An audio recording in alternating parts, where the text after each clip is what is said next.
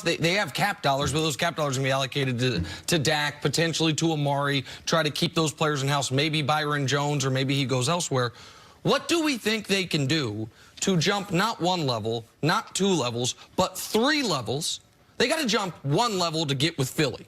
They got to jump another level to get with Seattle. They got to jump another level to get with Green Bay, San Francisco, the two teams right now that were the best in the conference all year, have played like it in the playoffs, and appear to be, honestly, the true crown jewels of the conference moving forward. You don't look at Green Bay and say, if they don't win it this year, they're about to fall off a cliff. And you certainly don't look at San Francisco and say, this is their one shot.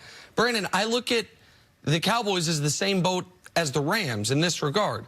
Their window to win was before they paid their quarterback. Rams paid their quarterback. They fell off. I think they're going to fall off further. The Cowboys had their window while Dak was super cheap and overachieving given his salary.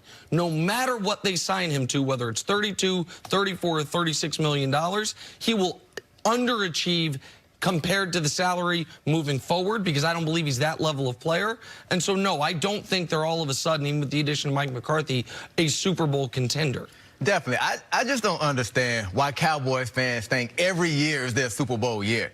And Woods, as a player, should never mention going to the Super Bowl. He doesn't know what it takes. Nobody on the Cowboys roster really knows what it takes to make it to a Super Bowl. I played in multiple playoff games, and I still don't know what it takes to make it to a Super Bowl game. It takes a lot of experience, takes a lot of hard work, and nobody knows going through them fires in the NFC Championship game, the AFC Championship game, what it really takes to get there. And he doesn't understand.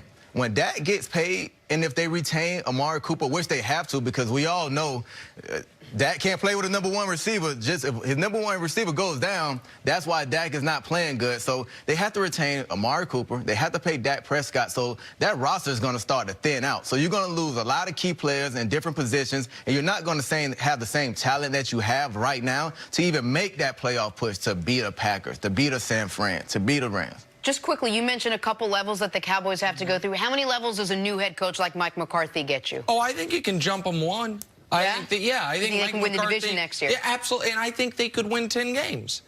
But 10-win teams don't win the Super Bowl typically unless you had some bad luck that led to the 10 wins, or you have a superstar quarterback that can say, jump. I think the year the Packers won the Super Bowl, it wasn't their 15-1 year. I think they were 10-6. They were. And they ended up having to play 3 playoff games, no bye, and they got there.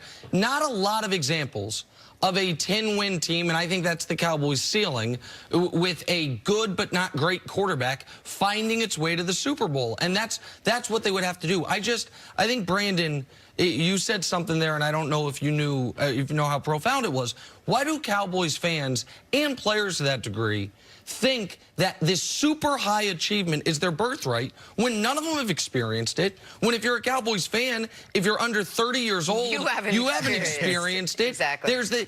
Every team in the NFC has played it in played for a chance to get to the Super Bowl, played in a conference championship game since the year 2000, except for Washington, Detroit, and Dallas. Washington is always in disarray. Detroit is Detroit, and the Cowboys walk around like they're the Lakers and the Yankees. One of these things is not like the other. Good Sesame Street reference. On to the Cleveland. Good question, because it's not just that they had gone 16 straight years with at least one of them in the AFC Championship game. They had gone 15 of the last 16 years with at least one of them in the Super Bowl, with the only Joe Flacco weaseled his way in 1 year. But aside from that, it's been one of those 3 guys. So what you had there was unprecedented health. Brady missed 1 year. Peyton missed 1 year. Aside from that, those guys were never injured. And Big Ben, while often dinged until this year, never a significant injury. You also had, especially for Brady and for Ben, great organizational structure around them to where they didn't have to be brilliant each and every season. So do I think these 3 guys, Patrick, Deshaun, and Lamar, are going to go on a 2-decade run like those 3 guys did? No. But do I think the next decade, the 2020s, you will have at least one of these guys in the conference championship game every year? Absolutely. Now, they have things working against them. Lamar's got to show us the ability to perform in the postseason. Deshaun will have to continue to overcome coaching and within an organization that, by the way, Texans have never been to a single AFC championship game. The glass ceiling on that franchise has been the divisional round ever since they became a franchise. But Patrick will take care of that in the meantime. Patrick Mahomes has been a starter for 2 years. They have made 2 AFC championship games. An organization that had never hosted an AFC championship game and had never been to back-to-back AFC championship games has now done it 100% of the seasons. Patrick Mahomes has been the starter. So I think he will be a stalwart on one side of the bracket.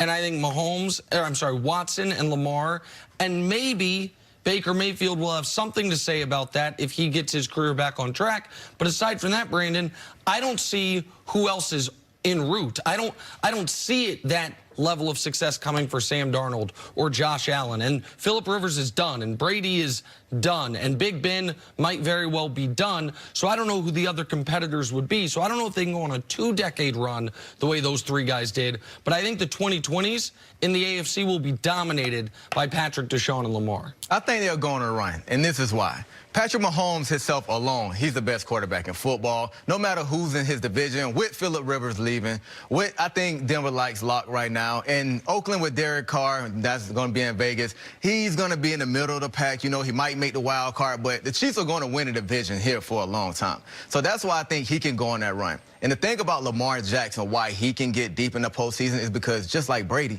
I don't think his division will be really tough in the upcoming years.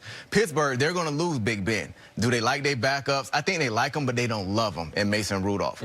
Cincinnati, they might go Burrow, they might go Tua, but you don't know who these guys are going to put as their QB1. And it seems like it'll take even if those quarterbacks hit, Cincinnati needs a lot of help over the next few years. Exactly. And Lamar, I think his only challenge going forward once Big Ben leaves is going to be Baker Mayfield and the Cleveland Browns. And that's if Baker Mayfield plays great. And at the end of the day, it's still the Cleveland Browns. So you can't just crown these guys. Baltimore's been to the playoffs. They're consistent. They have a consistent head coach. Yep. So that's why I think Lamar can go on that run. And Deshaun Watson, you know, in his division, you have Jacksonville right now, who I don't think is going to compete. You know, the Colts can with Jacoby Brissett. You want to see where they'll go because the Texans are not just a guaranteed sure lock. The Texans, though, to your point, you were saying this for the show, they're the only team in that division who knows who their quarterback is. The Jags don't know. The Colts, Jacoby, I think they're a little ambivalent on him. And the Titans, Tannehill's a pending free agent and had just had a career season. The Texans know it's going to be Deshaun for the next decade. No one else in that division knows that. But if the question is how far can they go? Can they make a run like the 3 guys before them? When you look at these 3 guys, plus maybe a Josh Allen, these are mobile quarterbacks. These are dual-threat quarterbacks. These are guys that expose themselves because they're out of the pocket.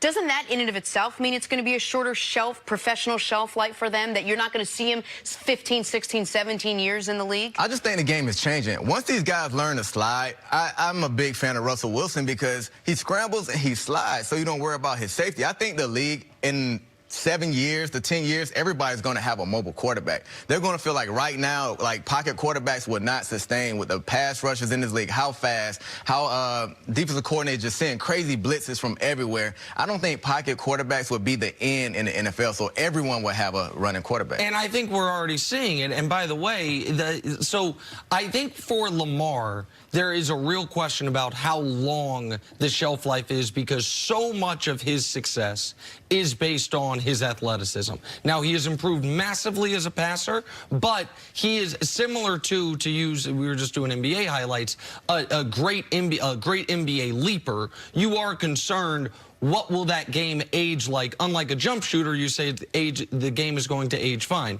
Deshaun and Patrick Mahomes have escapability and have mobility, but they are throwers first. Patrick, if he never ran the football,